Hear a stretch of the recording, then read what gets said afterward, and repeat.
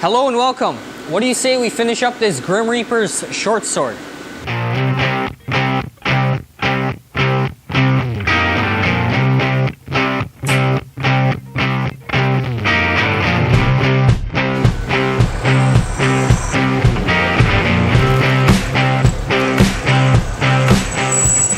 Alright, so now that I've drilled that out, what I'd like to do is take it over to the grinder and just grind this handle surface down in preparation for making the scales.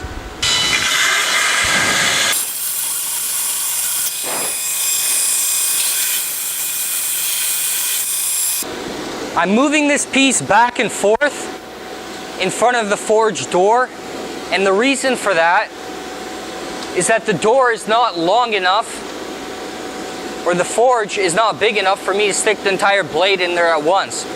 So in order to get an even heat, I have to put the blade in and out. I'm looking here and it's definitely heating up more in the center, so I'm going to give it more time on the back. Now once I see the color I want, I'm going to take this piece out.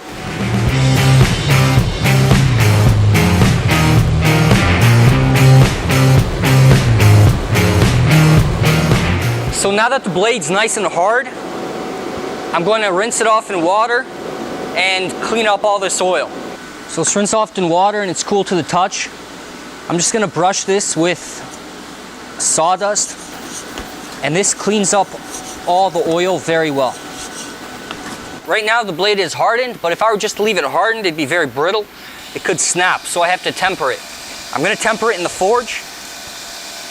For that, I need to be able to see the tempering color. So I'm going to clean up the spine and I'm going to polish up the edge.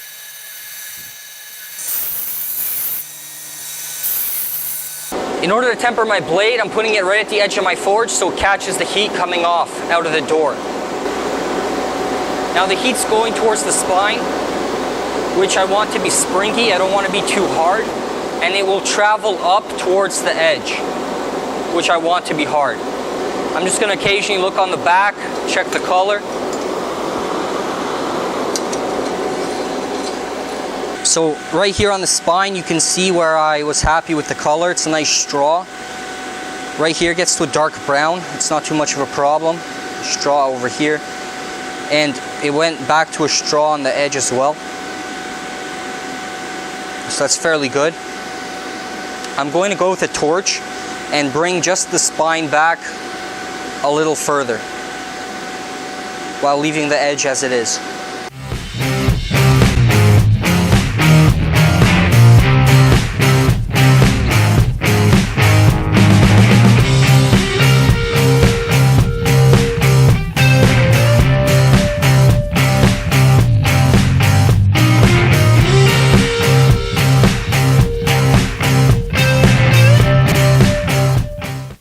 So now that I've tempered it, you can see where the edge is a nice straw and the spine is a blue color. That's going to make the spine very springy while the edge remains stiff.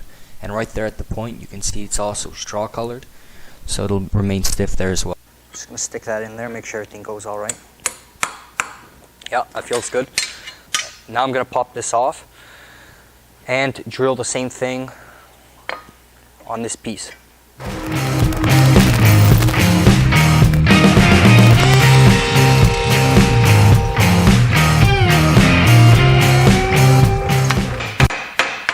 Okay, so that does not look too bad.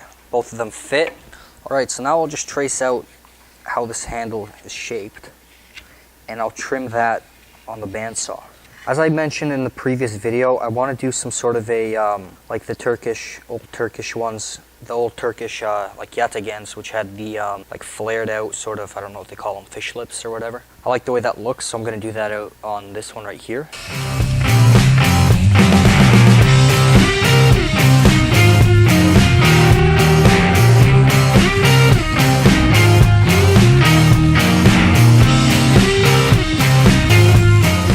So I have the two halves cut out, and what's now left to do is to sculpt them. So I have to take them off the handle, put them together, and go to the sander.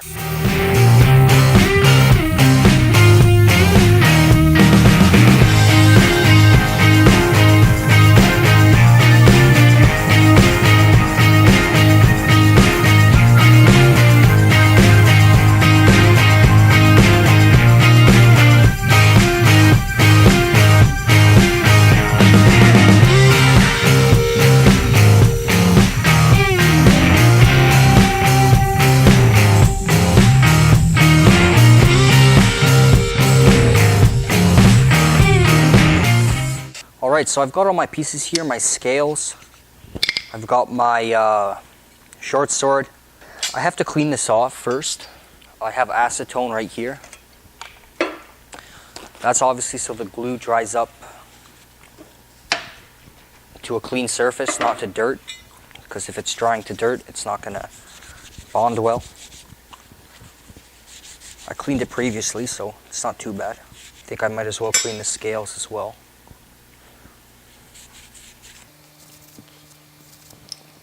Second handle on.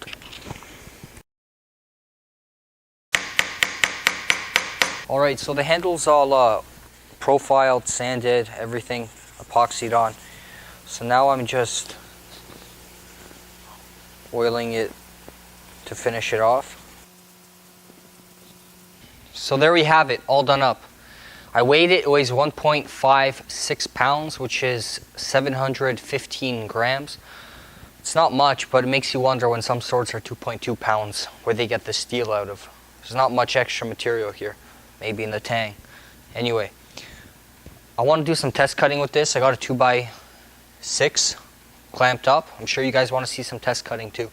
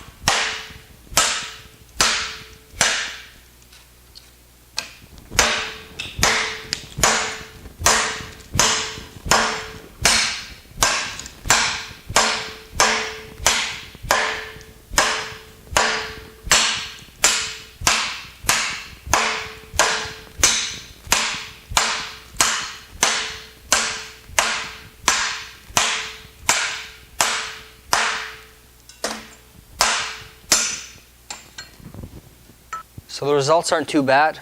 The curve makes it a little bit difficult to hit straight on. You have to keep in mind that angle. So your hand has to be angled as you're hitting instead of straight.